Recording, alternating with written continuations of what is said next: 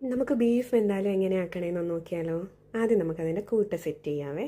ആദ്യം വറ്റൽമുളക്, മല്ലി, നല്ല ജീരകം, ഉലുവ, കടുക്, പിന്നെ കുരുമുളക്, ഏലക്ക, പട്ട, ഗ്രാമ്പു, പിന്നെ വെളുത്തുള്ളി, പിന്നെ മഞ്ഞൾപ്പൊടി, ഉപ്പ്, വിനീഗർ ഒരു 2 സ്പൂൺ. ഇതെല്ലാം മിക്സിയിൽ പേസ്റ്റ് പോലാക്കി അരച്ചെടുക്കണം. കുറച്ച് വെള്ളം കൂടെ ഒഴിച്ചിട്ട് ഇത് നമ്മൾ എന്നിട്ട് കഴുകി വൃത്തിയാക്കി വെച്ചിരിക്കുന്ന ബീഫിലോട്ട് മിക്സ് ചെയ്യുക. ഏകദേശം മിനിമം ഒരു 1 അവർ ഇത് റെസ്റ്റ് ചെയ്യാൻ വെക്കണേ. ഇത് നമുക്ക് എന്നിട്ട് കുക്കറിൽ ഒരു 5 വിസിൽ വേവിച്ചെടുക്കുക. ചട്ടിയിൽ എണ്ണ ഒഴിച്ച് ഇഞ്ചി, വെളുത്തുള്ളി, പച്ചമുളക്, പിന്നെ സവാള 1 ഞാൻ എടുത്തിരിക്കുന്നത്, ചെറുള്ളി ഒരു 10-12 എണ്ണം എടുത്തിട്ടുണ്ട്.